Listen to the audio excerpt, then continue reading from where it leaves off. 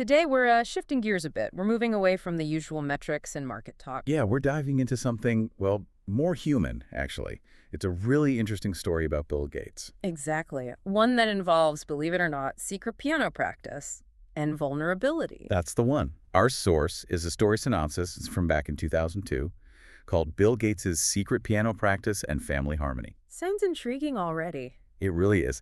And our mission today, essentially, is to unpack this specific story. We want to pull out the themes, about creative release, vulnerability. And maybe how trying something totally new can, change how you see your day job. Precisely. How it might even make you critique your professional world. Okay, so let's set the scene. It's 2002. The Gates Foundation is really taking off. Huge demands on his time, obviously. Global tech leader, philanthropist. Right. And the synopsis suggests that amidst all this, Bill Gates was feeling a bit disconnected, creatively speaking. Yeah, like something was missing. And apparently he has this real love for learning, right? Structured learning. Almost obsessive, the source hints. So that feeling, plus the learning drive, led him to seek out something new, secretly. And he lands on the key. The piano. The piano. Why secret, though? What does the source suggest there? Well, think about it. His life is incredibly public. Everything is measured, judged, performance metrics everywhere. Okay. So taking up something new, where you're guaranteed to be bad at first, especially something creative, doing that publicly would be a lot. Yeah, I could see that. You need a safe space to fail. Exactly. The piano was his private zone, low stakes, a place to just grapple with messing up, which probably wasn't common in his work life. So you have this juxtaposition, one of the most analytical minds on the planet. Hiding away to learn scales. Pretty much. Struggling with basic harmony and melody. And the dynamic gets even more interesting when you look at who taught him. Ah, yes, the mentor. The source mentions this. It wasn't some, stern classical maestro. It specifies a quirky jazz musician. Jazz. That seems counterintuitive. Almost the opposite of software engineering. Jazz is all about improv, feeling, reacting in the moment. Very different from planning out code architecture. Okay, so quirky jazz teacher. And there was a specific challenge, wasn't there? Yeah, get this. The instructor didn't just say, learn these pieces. He tasked Gates with composing something. Composing from scratch? Yep, a complex piece, specifically for Melinda's upcoming birthday. Wow. Talk about pressure. And the narrative makes it clear he wasn't a natural. Right, he struggled. Oh, definitely. He was clumsy on the keys. The source emphasizes this wasn't about him just being brilliant at everything. Which is important. It's about the struggle, not instant genius. Was it just finger dexterity or something deeper? The source suggests it started physically, sure, but the real hurdle was cognitive. Trying to think musically. How so? Well, he couldn't just use logic to force the music to work. Especially composing. You need structure, yes, but also flow, emotional texture. Things that aren't easily quantifiable. Exactly. And wrestling with that, with this completely unfamiliar way of thinking, apparently led to a kind of aha. Moment. An aha moment. About his work. Yeah, about coding, about his professional life. He saw a connection. Now that's interesting, because we usually put tech and art in totally separate boxes. Right. But he's there, struggling with maybe counterpoint or rhythm. And it sheds light on writing algorithms. How? He apparently noticed a difference in feedback loops. In coding, you write something, run it, it works, or it has a bug. It's pretty deterministic. True.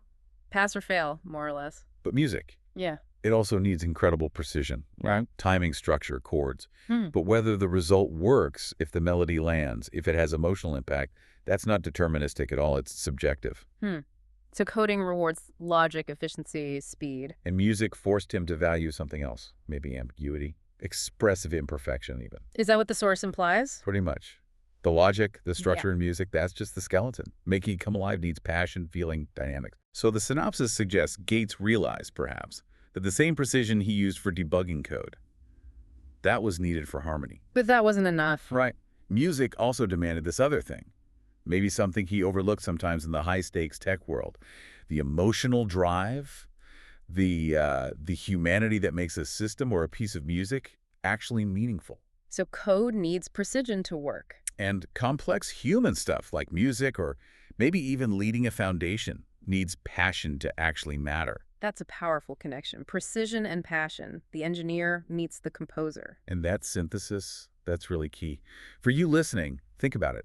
getting really deep into something totally new, something challenging that uses a different part of your brain. It doesn't just give you a hobby. No, it can actually give you this sharp critique of how you normally operate. It shows you the limits of your usual thinking. You gain perspective on your own expertise. Yeah, being able to switch between those modes, analytical, expressive, that's maybe what real mastery looks like. The messy creativity informs the structured profession. It's like they need each other. A necessary dialogue, you could say. Okay, so that covers the intellectual side, the secret lessons. But then the story takes an emotional turn, right? The turning point. Yes, the fictional mishap, as the source puts it, which sounds dramatic. What happened? His kids, Jennifer and Rory, they overheard him, practicing clumsily, in secret. Ah, the secret's out. That must have been awkward. You'd think. Here's this incredibly powerful, competent man, fumbling simple piano keys. The source suggests it was a moment of forced vulnerability. Caught red-handed being.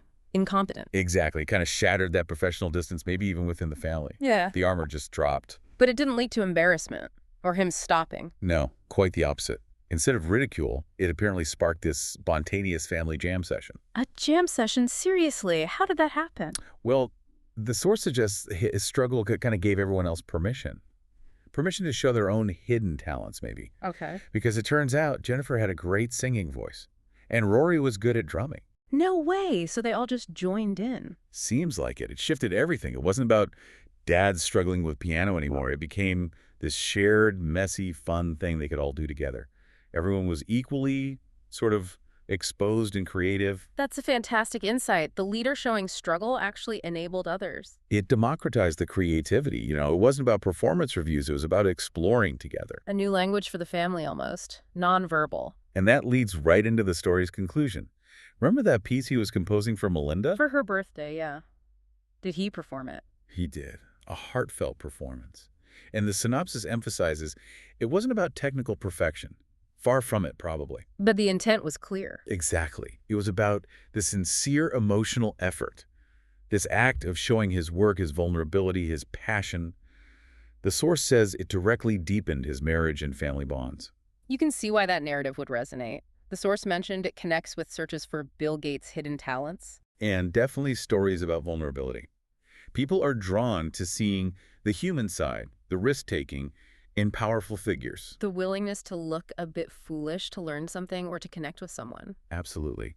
So if you pull together the whole message from this 2002 synopsis, it's really about embracing new things, especially things you'll be bad at initially. And not being afraid to let people see you struggle. Right. Because that vulnerability, that clumsiness, it can actually be the glue that strengthens relationships. The piano wasn't just a skill, it became a bridge. It's quite a journey, isn't it? From secret, analytical practice to a public, messy, shared family experience. Yeah. The whole piano story ends up being this great metaphor for taking creative risks anywhere in life. You have to be willing to hit the wrong notes sometimes. Risk that dissonance. To find a new kind of harmony. Well put. And that brings us to our final thought for you, the listener. Go on. In our work, in our professional lives, we're often so focused on precision, right? Getting it right, optimizing, avoiding mistakes. Which often means cutting out anything messy or, well, inefficient.